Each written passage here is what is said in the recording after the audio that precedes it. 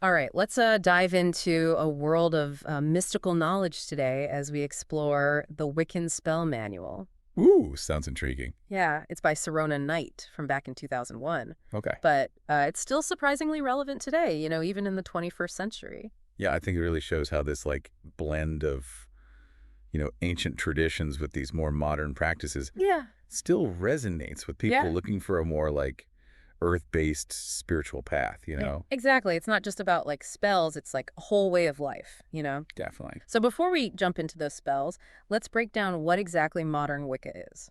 Well, at its core, Wicca is a nature-based religion honoring both a goddess and a god, representing the, feminine and masculine energy flowing through everything. Okay, so it's not just like one deity. No, It's got this balance. exactly, a duality. Okay, I like that. And Wiccans see the divine in nature, believe in reincarnation, and really try to live by the Wiccan Rede. Hmm. Have you heard of that? I have heard of Well, that. it's, and harm ye none, do what ye will. Yeah, that's a catchy one. It kind of reminds me of like personal freedom, but with a sense of responsibility too. You got it. It's not just about casting spells willy-nilly to get whatever you want, right? Exactly. Intention is everything in Wicca. Your actions, thoughts, energy, they all have like a ripple effect. So Mm. you got to use that personal power carefully and in harmony with the natural world. Okay, so it ties back into that interconnectedness you were talking about. Exactly. Wicca sees everything as connected, us, the trees, the moon, like Well, everything. yeah. And that awareness plays into how Wiccans actually practice their beliefs. So how does one practice Wicca? Is it all, chanting under the full moon and brewing potions? Oh, there's definitely an element of ritual and ceremony, but it's not as Hollywood as you might think. Okay. Wicca is actually very diverse. There are Celtic traditions, fairy Wicca, Dianic Wicca, so many. Mm. It's about finding what resonates with you, and I know you've talked about being drawn to multiple perspectives, Right. and Wicca definitely offers that. Yeah, that's really cool. There's room for individual expression within this framework. Definitely. But this deep dive is focused on spellcraft, right? So how does that fit into the bigger picture of Wicca? Well, think of spells as a way to focus your intention and energy to bring about change. Yo! Always in line with the Wiccan Rede, of course. Of course, no harming. And the book, it breaks down the process of spell casting into 3 key steps. Okay, let's hear 'em. What's the first step to weaving some Wiccan magic? First, you need clarity, like a super clear intention, knowing what you want to achieve and actually visualizing that outcome. Okay. Then there's desire, and I don't mean a casual wish here. Okay. You got to have this burning yearning Okay. that fuels your spell. So it's like setting a goal, but with like a visualization and emotion added in. Exactly. Okay, that makes Yeah. sense. Now, the third step is called merging. And this is where things get a little mystical. Ooh, I like mystical. It's about reaching a state of oneness with the universe, Mmm. tapping into a power source beyond yourself. I can see how that would be a little out there for some, but wouldn't you say it's about connecting to something bigger than yourself? Exactly. Those aha moments when everything just clicks, you're aligned. Like in deep meditation or when you're out in nature? Absolutely. Ah. It's about transcending limitations and becoming this conduit for the energy that flows through everything. This is giving me chills. The deeper that connection, the more powerful the magic. But how do you achieve that merging state? The book suggests lots of techniques like Mm. breathing exercises, gazing at a candle flame, dancing, chanting, even specific music. Yeah, okay. It's about finding what works for you, what helps you reach that heightened awareness. Like finding your own personal frequency to tap into the energy. Exactly. It reminds me of how athletes get in the zone before a big game. Yeah, that flow state. So you've got your intention, your desire, you've merged with the universe. What's next in this spellcasting process? Timing. It's not just about what you do, but when you do it, aligning your spell with the natural rhythms of the universe. So it's like choosing the right moment to launch a product when the market's prime. Exactly. Each day, each moon phase, even astrological signs and events, they all carry a unique energy signature. Okay. So a spell for a new beginning might be stronger during a new moon. I see the connection. Exactly. And the book, it goes into detail about each day and what type of magic it suits. Really? Like, say you're interested in a new business venture, right?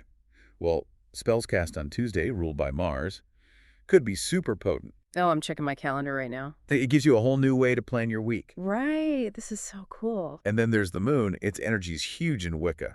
Yeah, I've always been fascinated by the moon cycles. Each phase, Yeah. like new to full and back, it's all associated with different magic. Oh. New moons for fresh starts. Waxing moon is for growth and attraction. Full moon amps up all magic. Waning moon is for banishing. And the dark moon, best avoided for spell work, usually. Wow, so it's more than just moon magic. It's about understanding the subtle energies. Exactly, working with them to get your desired outcome. And then you mentioned the S-bats and Sabbats. What are those exactly? Oh, those are special, like, lunar and solar events that mark the Wiccan year. Okay, tell me more.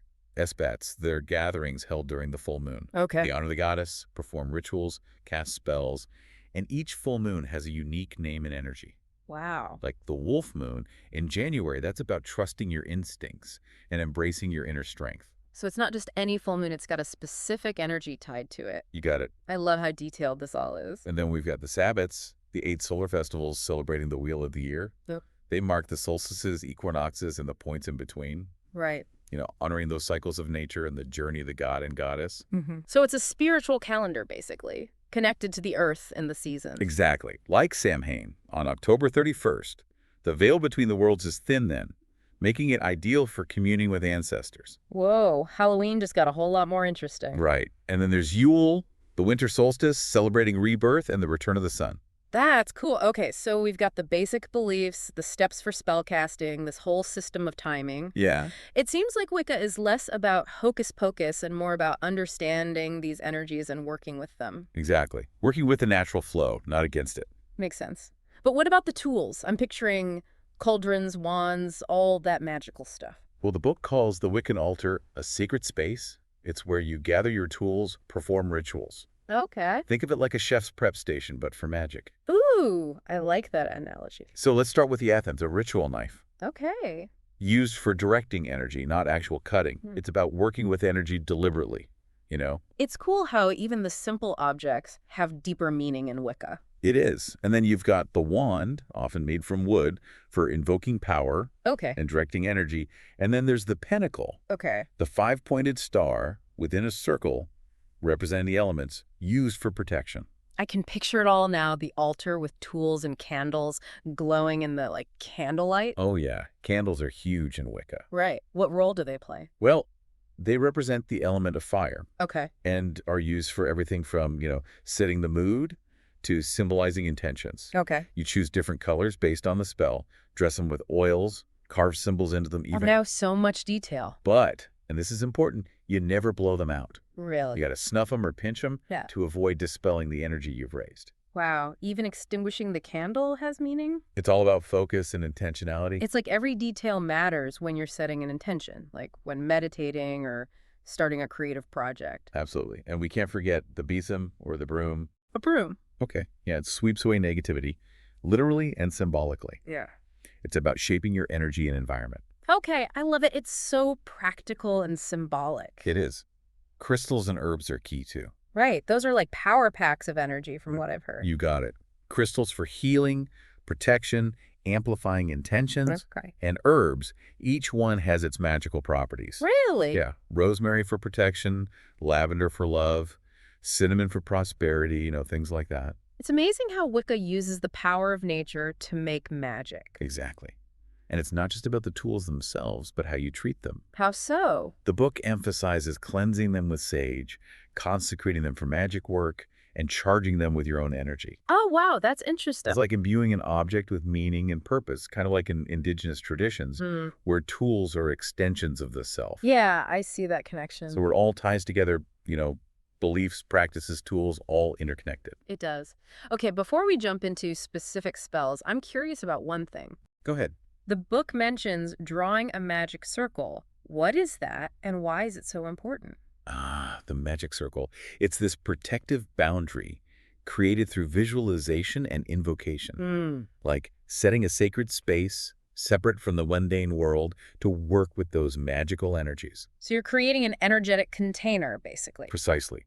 A space of intention, focus, free from distractions and negativity. Yeah. You trace it with your etheme or finger, invoking the elemental guardians of the 4 directions. Oh, wow. Earth, air, fire, and water to protect and empower your work. That sounds really powerful. It is, and once the ritual's over, you take it down carefully, release the energies, close the sacred space. It's like opening a portal and then closing it again once you're done. Yeah, exactly. So I think we've covered the basics pretty well. Yeah, we've got a good foundation. Beliefs, spellcasting, the tools. Now let's get to the exciting part, the spells themselves. Our listeners are ready to unleash their inner magic, I'm sure. They are. But before we do, is there like a framework or a checklist Wiccans use when casting a spell? You're in luck. The Wiccan Spell Manual lays out this 13-point checklist. 13 points. Okay, our listeners who love structure are going to love this. They will. So walk us through it. What's the first step? First, you got to clearly define your intention and write it down in your Book of Shadows.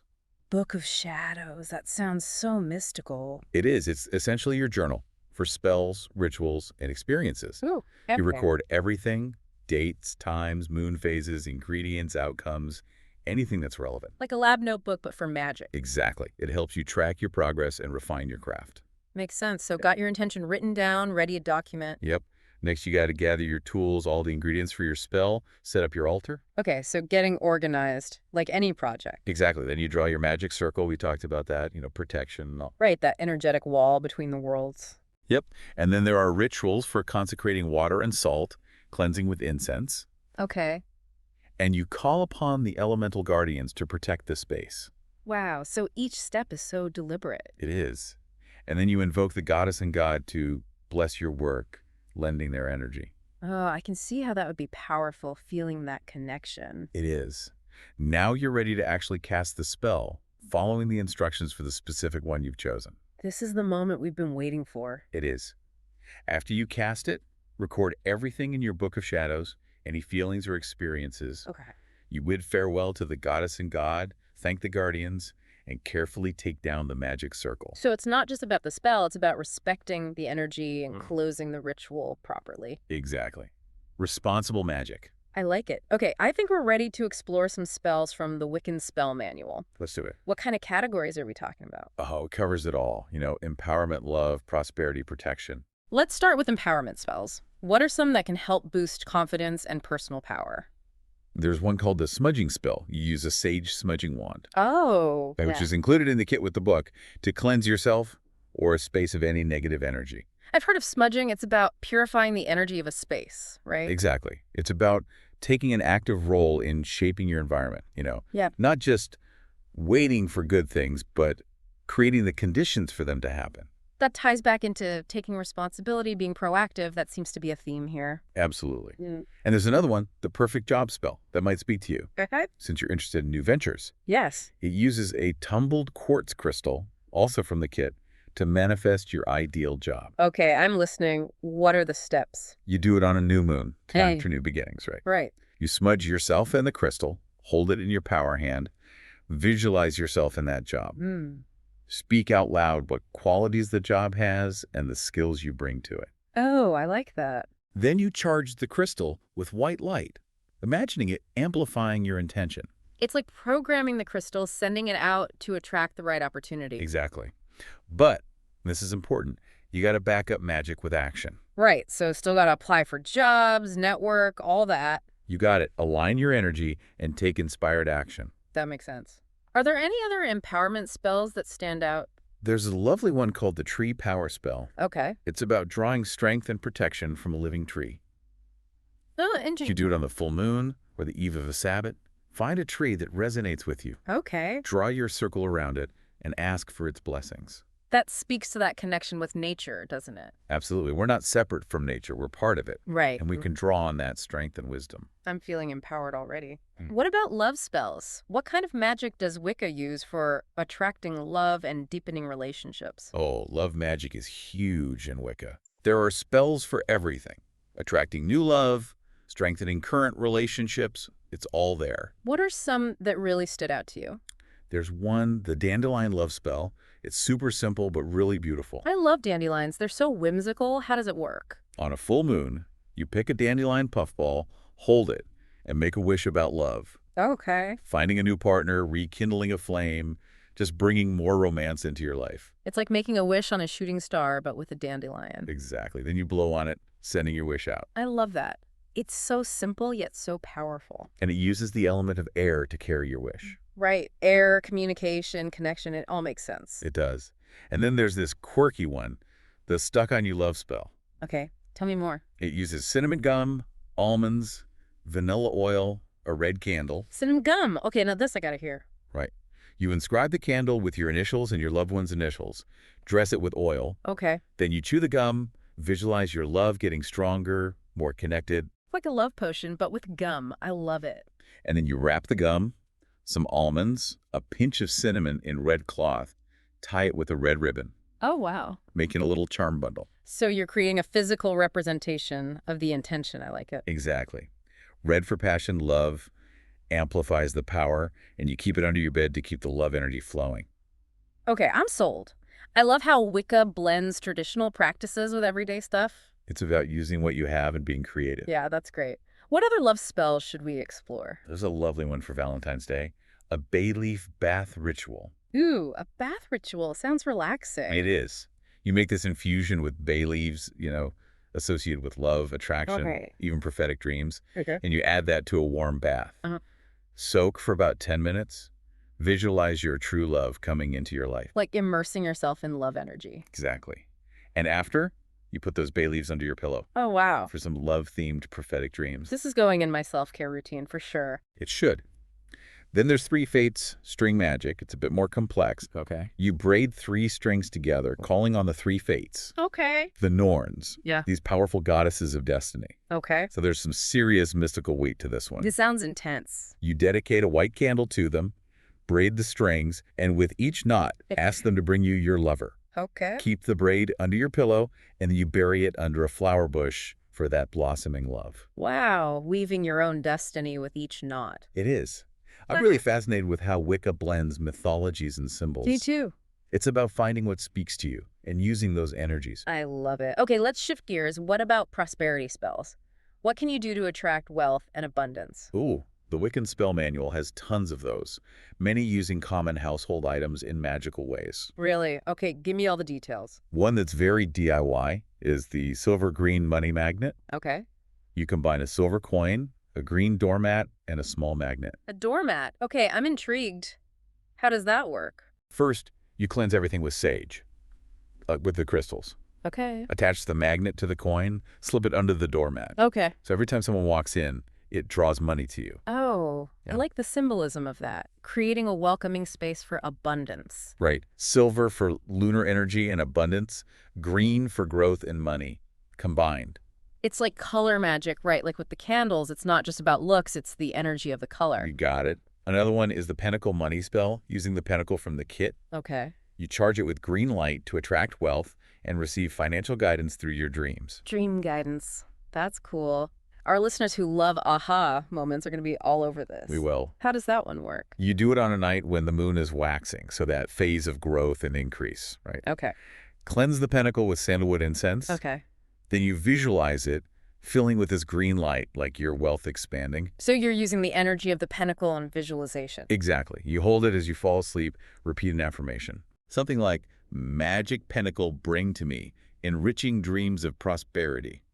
It's like asking for guidance while you sleep. Exactly. I wonder if that would work for other types of guidance, not just financial. That's a good question. It speaks to how adaptable these principles are. You could definitely modify it. That's cool. Okay, wait, I saw a spell in here called the Green Underwear Money Spell. Oh, yes. Are we really going to talk about this? Of course. It's fun and shows the playful side of Wicca. Okay. You get a new pair of green underwear. Green, again, I'm sensing a theme. Right. You inscribe them with money symbols, words like abundance. Okay. Wear them for 7 days. Visualize attracting wealth. Mm. Then on day 7, bury them in a pot of soil to plant those seeds of abundance. Okay. That's hilarious and kind of brilliant. Right. It's like this hidden money magnet. Exactly. It's awesome how Wicca can be so playful. It's about finding those little ways to bring magic into daily life. Yeah, I love that. What other prosperity spells are there? There's the candle magic abundance spell, more traditional. Ah. You dress a green candle with patchouli oil for prosperity. Sprinkle sesame seeds around it. Okay. Visualize those as seeds of abundance that'll multiply. So the candle flame and seeds represent that growth and expansion. Exactly. You light the candle, Focus on your intention. Feel that gratitude and abundance. It's like a mini bonfire of I prosperity. love it. It's about bringing that energy to your work. That's awesome. Okay, I'm feeling ready to manifest some abundance. But let's move on to protection spells. What kind of magic is there for shielding yourself from negative energy? Protection is so important in any magic, Wicca included. Right, especially with all this talk of working with energy, tapping into the universe, you gotta be protected. Exactly. One of the simplest yet most effective is the quartz crystal protection spell. That quartz crystal is like the Swiss Army knife of magic. It really is. So for this one, you cleanse the crystal, Okay. hold it, visualize it filling with white light, forming a shield around you. Like a force field of positive energy. Exactly. And you can carry it with you for ongoing protection, especially when you're feeling vulnerable. Like a magical bodyguard in your pocket. Exactly. There's another nice one called the Happy Home Spell. Okay. Uses a white candle, a feather, water, and rosemary Okay. to create this harmonious and protected energy in your home. I love that. Making your home a sanctuary, that's so important. It is. So you light the candle, dedicate it to a protective deity. Okay. Then you invoke the powers of each element, Oh, interesting. starting with east for air, south for fire, west for water, north for earth. I love how it incorporates all four elements. It's about inviting them in to create balance. Okay, I see that. For each one, you hold something representing it. Okay. The feather for air, the candle for fire, the water, and rosemary for earth, Okay. asking for their blessing and protection over your home. Rosemary, that's for protection and purification, right? Yes. And then you scatter a few pinches in the corners to seal that energy.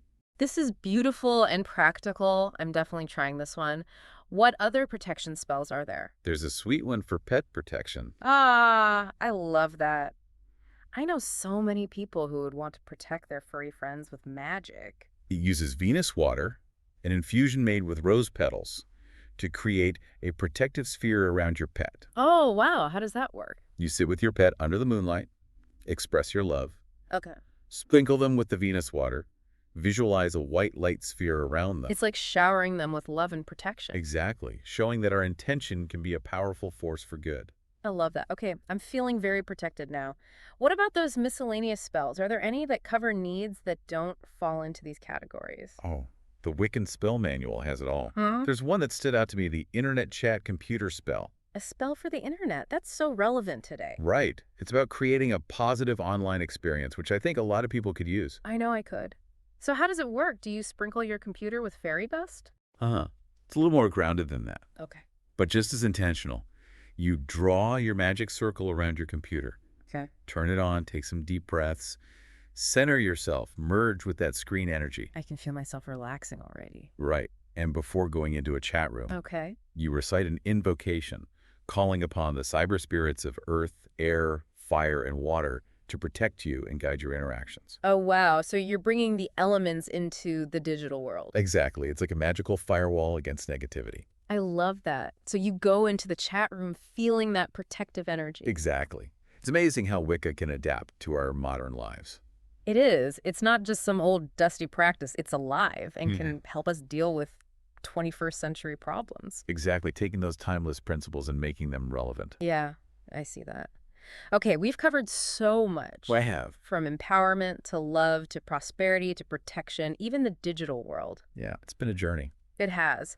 But what are some of the overarching themes here? It's clearly more than just a spell book. You're right. One of the main themes is personal empowerment Okay. and responsibility.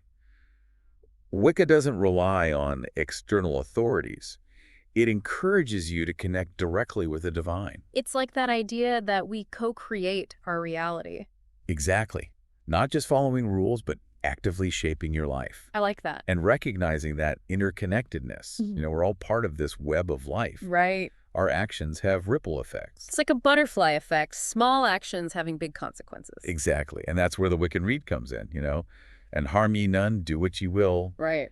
It's about using your power wisely, ethically. Yeah, considering the impact of your actions, not just going after what you want selfishly. Exactly. It's an ethical framework for personal power. I love that. Another theme I'm seeing is balance. Definitely. Like masculine and feminine, light and dark, giving and receiving. Exactly. Finding harmony within and with the world. It reminds me of the yin-yang symbol, those interconnected swirls. That's a great analogy. And you see that balance everywhere in Wicca. the god and goddess, the four elements. Right, recognizing that we're whole beings with both light and dark, masculine and feminine, and that's where real power comes from. You got it. And then there's gratitude and reverence for nature. Yes, that's such Yeah. a core part of Wicca. Wiccans see the earth as sacred. The divine is in all creation. It's like those modern movements, environmentalism, sustainability, mindfulness. Definitely. They all emphasize that connection with nature. And Wicca gives a spiritual framework for that. Celebrating nature's cycles, working with the elements, honoring the earth. It's remembering that we are nature. We are. And when we disconnect from nature, we disconnect from ourselves. Beautifully put. But with all this talk of magic and interconnectedness, some listeners might be skeptical. Yeah, not everyone's going to be on board with spells and talking to trees. How does the book address that? It acknowledges that skepticism is natural, especially in a world focused on logic and reason, Right. but it also suggests that skepticism can be a tool. How so? It encourages you to try the spells and see what happens. Oh, okay. Have an open mind. Explore those possibilities beyond normal. So it's not about blind faith, but about trying it out and seeing what you experience. Exactly. And it emphasizes that magic isn't about controlling others. Okay. It's about working with energy, aligning your will with the universe to make positive change. Yeah, recognizing we all have power to shape our lives. Through thoughts, beliefs, actions, and maybe, just maybe, there's more to reality than we see. I love that. The book ends with a question, right? Yes. Could the practice of focusing intention, merging with a larger energy, have uses beyond just magic? That's a great point. It suggests those spellcasting principles, even if you're not a Wiccan, Right. they might still be useful in everyday life for reaching goals, manifesting desires. Exactly. Maybe by using visualization, belief, aligning ourselves with those forces, Yeah. we can unlock new levels of creativity, success, fulfillment in all areas. I'm getting so much to think about from this. It's like the Wiccan Spell Manual isn't just a magic guide. Yeah. It's about harnessing your inner power to create the life you want. Exactly. Tapping into your inner magic, whether you believe in spells or not. Okay, after this deep dive, I'm feeling inspired. Gotta explore these ideas more. Me too. But for now, let's wrap up this magical journey. What key takeaways should our listeners remember? I hope they've gained a sense of wonder, some curiosity about Wicca and spellcraft. Yeah. It's a path that encourages personal exploration, connecting with nature, harnessing your power for positive change. It's been awesome. And for anyone wanting to learn more, I recommend the Wiccan Spell Manual by Serona Knight. Definitely a great resource. It's like a treasure chest of practical magic and wisdom. It is. And remember, the most important magic is the magic you create within yourself. That's beautiful. All right, until next time, fellow deep divers, keep seeking, keep questioning, and keep the magic alive. It's amazing how this deep dive has shown us how deep and layered Wicca is. It is, it's not just spells and potions. It's this whole perspective on ethics, personal growth, respecting nature. Right, and the Wiccan Spell Manual does a great job of laying it all out in a way that's easy to understand and even fun. Yeah, it's not intimidating at all, Yeah. It's like Serona Knight's inviting you to explore, be curious, have some fun with it, Right. while still being respectful of those traditions. Yeah, and I think that's why people are drawn to it, even if they're not full-on Wiccan. Absolutely. It gives you a new way to look at the world, connect with nature, and tap into your own power for good. Yeah, it's like she's saying, hey, try this on, see how it fits. Exactly. And even if you're not ready to, cast spells, Yeah. there's so much in Wicca that you can use in everyday life to feel better, to make life more meaningful. Like mindfulness, setting intentions, being in nature. Exactly. Those are all beneficial no matter what you believe. Right. It's about taking those core ideas and making them part of your life. And speaking of core ideas, one thing that stood out was that focus on responsibility, doing the right thing. Yeah, the Wiccan read. And harm ye none, do what you will. It seems like that's the foundation for everything. It is. It reminds us that our actions have consequences. Right. We got to use our power for good, not just for ourselves, but for everyone. It's not just about getting what you want. It's about thinking about the impact of your choices. Exactly. And it ties back to that idea of interconnectedness, Right. Everything affects everything else. When you realize that, you see how your actions ripple outwards. It's humbling, but also empowering, right? Even small acts of kindness matter. They do. We're all in this together, not separate from nature, from each other, from Yeah. the divine. That's a beautiful way to put it. You know, it makes me realize that this deep dive, even though it was about the Wiccan Spell Manual specifically, Yeah. it's got these bigger ideas that go beyond any one religion or spiritual path. It does, at its heart, Wicca is about connecting with your power, honoring the earth, living with intention. Those are values that everyone can relate to. Absolutely. So for our listeners who are feeling inspired to explore more, where should they start? Well, the Wiccan Spell Manual is a great starting point, of course. Right. But beyond that, I'd say get out into nature. Mm. Spend some time in quiet reflection. Maybe try different spiritual practices that call to you. And it's all about finding what works for you. There's no one right way. Exactly. Be open, listen to your gut, follow your own path. I love that. Well, I think it's time to wrap up this magical deep dive into Wicca. What's the one thing you hope our listeners take away from this?